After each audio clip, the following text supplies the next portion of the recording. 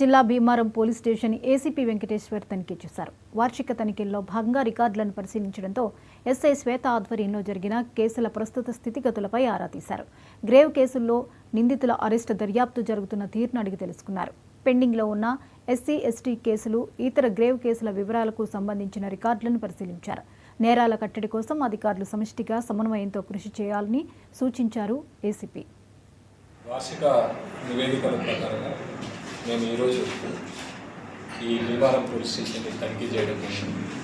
ఈ తనిఖీలో భాగంగా ముఖ్యంగా కొత్తగా వచ్చిన పీసీలకి ప్రొఫెషనల్ లైఫ్లో ఎట్లా ఇది చేయాలని చెప్పి మనకు గైడ్ చేయడం జరిగింది.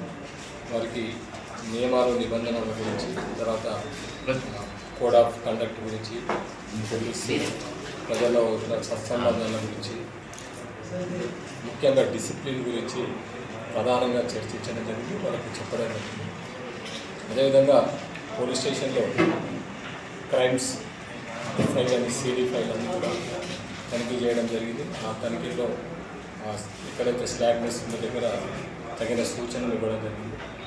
అదేవిధంగా మన దగ్గర క్రైమ్ ప్రోన్ ఏరియాస్ ఏవైతే ఉంటాయో 80% పోలీసింగ్ అంతా కూడా 20% క్రైమ్ ఉంటుంది. ఇక్కడ 20%, 10%. ఈ 80% మన ఇన్పుట్ అంతా కూడా 20% ఏరియాలో కాన్సన్ట్రేషన్ చేస్తే క్రైమ్ అనేది చాలా తగ్గుముఖం పట్టే అవకాశం ఉంది. దానిపైన ఎక్కువ ఫోకస్ చేయమని చెప్పి ఇక్కడున్న ఎస్ఐ గారికి, తర్వాత మిగతా సిబ్బందికి చేయడం జరిగింది. తెలంగాణలో 300